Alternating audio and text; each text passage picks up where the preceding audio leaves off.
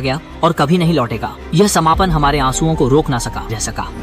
उस दिन स्कूल के बाद नोबिता हमेशा की तरह जयंत से भागते हुए घर आया। किसी तरह घर पहुंचते ही उसने देखा कि जयंत उसे नीचे गालियां देते हुए जा रहा है। तब जाकर उसने राहत की सांस ली। फिर लाइन में चलते हुए उसने डोरेमोन से जयंत के खिलाफ कोई उपकरण मांगा, लेकिन डोरेमोन इस बार गुस्से में था। डोरेमोन ने कहा कि हर बार के उपकरणों के बजाय तुम कब बड़े बनोगे। उसके बाद चुपचाप मुड़ गया और नोबिता हैरान था कि डोरेमोन इतना गुस्सा क्यों कर रहा है। जब नोबिता यह सुना तो वह भौचक्का खड़ा हो गया और उसकी आंखों में आंसू भर आए। नोबिता के पापा ने घर का दरवाजा खोला और देखा कि नोबिता डोरेमोन की टांग पकड़कर रोते हुए कह रहा था कि प्लीज मत जाओ। नोबिता की मम्मी ने उसके पापा को डोरेमोन के जाने की खबर दी और वह भी हैरान रह गए। नोबिता के पापा ने उसे चुप रहने के लिए गुस्से से चिल्लाया। नोबिता उस झटके से 2 कदम पीछे हटा।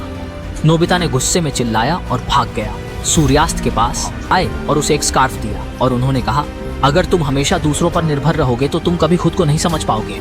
एक आदमी को खुद ही खड़ा होना होता है। अपने सबसे अच्छे दोस्त से विदा लेना बेहद दर्दनाक होता है, लेकिन यह दर्द सिर्फ तुम्हारा नहीं है। डोरेमोन भी इसे महसूस कर रहा है। विदाई जरूर होनी है और अगर तुम नहीं समझते तो डोरेमोन कैसे जा सकता है।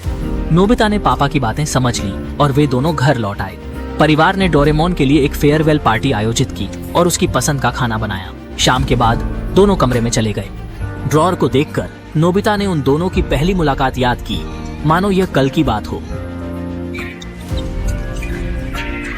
वे पुराने क्षणों को याद करने लगे और उनकी बातें कभी खत्म नहीं हुई। फिर नोबिता ने डोरेमोन को सैर पर ले जाने की पेशकश की और वे बाहर चले गए। डोरेमोन पूरी सैर के दौरान उदास था और उसने पूछा कि मेरी गैर मौजूदगी में तुम अपना होमवर्क कर पाओगे?